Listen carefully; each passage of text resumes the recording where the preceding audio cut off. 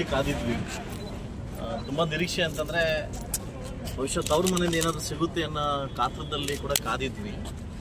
ಮಾನ್ಯ ಸಿದ್ದರಾಮಯ್ಯ ಸಾಹೇಬರು ಮಾತು ಕೊಟ್ಟಿನ ಪ್ರಕಾರವಾಗಿ ಮಾತು ಕೊಟ್ಟಿದ್ರು. ಅವ್ರು ನಿಮಗೆ ಮೆಡಿಕಲ್ ಕಾಲೇಜ್ ಕೊಡ್ತೀವಿ ಅಂತ ಮಾತು ಕೊಟ್ಟಿದ್ರು.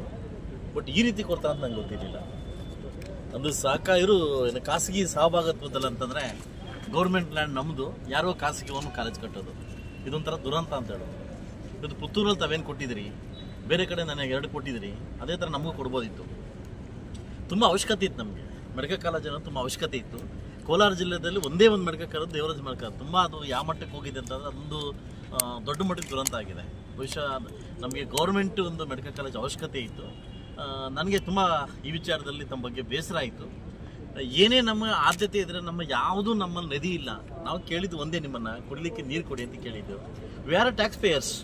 ನಾನು ಕೂಡ ಕೋಟಿಗಟ್ಟಲೆ ಟ್ಯಾಕ್ಸ್ ಕಟ್ತೀನಿ, ಆಯ್ತಲ್ವಾ?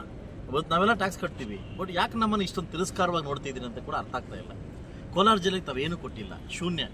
ಎಲ್ಲೋ ಒಂದು ಕಡೆ ಮಾಲೂರಲ್ಲಿ ಒಂದು ಹಾಸ್ಪಿಟ್ಲ್ ಬಿಟ್ಟರೆ ಇದೊಂದು ಅದು ಮೆಡಿಕಲ್ ಖಾಸಗಿ ಸಹಭಾಗತ್ವದಲ್ಲಿ ಎಷ್ಟು ಚೆನ್ನಾಗಿದೆ ವರ್ಡ್ ಅಂತಂದರೆ, ಖಾಸಗಿ ಸಹಭಾಗತ್ವದಲ್ಲಿ ಅಂದರೆ ಗೌರ್ಮೆಂಟ್ ಲ್ಯಾಂಡು ಬೇರೆ ಯಾರು ಕಟ್ಟೋದು ಅದಲ್ವಾ? ಇದೊಂಥರ ನನಗೊಂಥರ ಬಹುಶಃ ಗೊತ್ತಿಲ್ಲ ಯಾರು ಇದ್ದಾರೆ ಅಂತ, ಇದರಿಂದ ಯಾರಿದ್ದಾರೆ ಅಂತ ಗೊತ್ತಿಲ್ಲ. ಸಂತೋಷಕರವಾಗ್ತಕ್ಕಂಥ ಸನ್ನಿಧಿ ಅಂತ ಸನ್ನಿವೇಶ ಅಂತಲ್ಲ. ಇನ್ನು ಮುಳುಬಾಗಲು ಬಿಡಿಗಾಸು ಕೂಡ ಕೊಟ್ಟಿಲ್ಲ. ನಾನು ಒಂದೇ ಮಾತಾಡೋದು, 224 ಕ್ಷೇತ್ರ ಕೂಡ ನನ್ನ ಕ್ಷೇತ್ರ ಕೂಡ ಹೊಂದಿದೆ. ನಾನು ಕೂಡ ಪ್ರಜಾಪ್ರಭುತ್ವದಲ್ಲಿ ಶಾಸಕನಾಗಿದ್ದೀನಿ. ಒಂದು ನಿರೀಕ್ಷೆಯಲ್ಲಿದ್ದೆ. ನಾನು ಕೂಡ ಒಂದು ಗ್ರಾಮೀಣ ಭಾಗದಲ್ಲಿ ಒಂದು ಇದು ಕೇಳಿದ್ದೆ, ನಿಮ್ಮ ಕ್ರೀಡಾಂಗಣ ಕೇಳಿದ್ದೆ, ಕೊಡ್ತೀನಿ ಅಂತ ಕೂಡ ಹೇಳಿದ್ದೀನಿ ನೀವು. ಅದು ನನಗೆ ಒಂಥರ ಬೇಸರ ಆಯಿತು. ಏನೋ ನನ್ನ ಮಗನ ಮದುವೆಗೋಸ್ಕರ ಏನು ಕೇಳಿಲ್ಲ. ಇವತ್ತು ನಮಗೆ ಒಂದು ನಾಚಿಕೆ ಅಂದರೆ ನಮ್ಮಲ್ಲಿ ಎಲ್ಲೂ ಕ್ರೀಡಾಂಗಣ ಇಲ್ಲ. 1 ಎಕರೆ ಬಿಟ್ಟರೆ ಎಲ್ಲೂ ಕ್ರೀಡಾಂಗಣ ಇಲ್ಲ. ಕ್ರೀಡಾಂಗಣ ಕೇಳಿದ್ವಿ, ಹೈಟೆಕ್ ಕ್ರೀಡಾಂಗಣ. ಜಾಗ ಕೂಡ ನಿಮ್ಗೆ ಕೊಟ್ಟಿದ್ವಿ, ಹನುಮನಲ್ಲಿ ಸರ್ವೆ ನಂಬರ್ ಜಾಗ ಕೂಡ ಕೊಟ್ಟಿದ್ವಿ, 24 ಎಕರೆ. ಅದು ಹುಸಿ ಆಯಿತು. ನೋಡೋಣ, ಯಾವುದೇ ಸರ್ಕಾರ ಬಂದರೂ ನಮ್ಗೆ ಇದೇ ರೀತಿ ಮೋಸ ಆಗ್ತದೆ. ನಾವು ಜನ ಎಚ್ಚೆತ್ಕೊಳ್ತಕ್ಕಂಥ ದಿನಸಗಳು ತುಂಬ ಬಂದಿದೆ ಅದಲ್ವಾ, ಎಚ್ಚೆತ್ಕೊಬೇಕಾಗುತ್ತೆ. ಬಹುಶಃ ಇದು ಮೈಸೂರು ಮತ್ತು ನನಗೆ ಗೊತ್ತಿದ್ದ ಮಟ್ಟಿಗೆ, ನಾನು ಕೂಡ ಬೆಳಗಿನ ಸಾಯಂಕಾಲ ತನಕ ತಮ್ಮ ಬುಕ್ಕನ್ನು ಓದ್ತಾ ಇದ್ದೆ. ಮೈಸೂರಿಗೆ ಮತ್ತು ದಕ್ಷಿಣ ಕನ್ನಡಕ್ಕೆ ಮಾತ್ರ ಸೀಮಿತ ಆಯಿತು ಏನು ಈ ಒಂದು ಬಜೆಟು. ಮೈಸೂರು ದಕ್ಷಿಣ ಕನ್ನಡ, ಮೈಸೂರು ದಕ್ಷಿಣ ಕನ್ನಡ. ಇವತ್ತು ಸುಮಾರು ಒಂದು 47 ಪ್ರೋಗ್ರಾಮ್ಗಳನ್ನ ನೀವು ಮೈಸೂರು ಭಾಗ ಕೊಟ್ಟಿದ್ದೀರಿ ಅದಲ್ವಾ. ಅದು ಖಂಡಿತವಾಗ್ಲೂ ಇರಲಿ, ನಿಮ್ಮ ತವರು ಜಿಲ್ಲೆ ಕೊಡ್ಬೋದು ಕೊಟ್ಟಿದ್ವಿ. ಬಟ್ ಎಲ್ಲ ಮಕ್ಕಳನ್ನು ಒಂದೇ ರೀತಿ ನೋಡ್ತೀರ ಅಂತ ಅಂದ್ಕೊಂಡಿದ್ವಿ. ಖಂಡಿತ ಅದು ಎಲ್ಲೋ ಒಂದು ಕಡೆ ಹುಸಿ ಆಯಿತು. ಒಬ್ಬ ಶಾಸಕನಾಗಿ ಏನೂ ಮಾಡೋಕ್ಕಾಗ್ತಾಯಿಲ್ಲ ಅನ್ನೋ ಒಂದು ನೋವಿನೊಂದು ಮಾತಾಡ್ತಾ ಇದ್ದೀನಿ.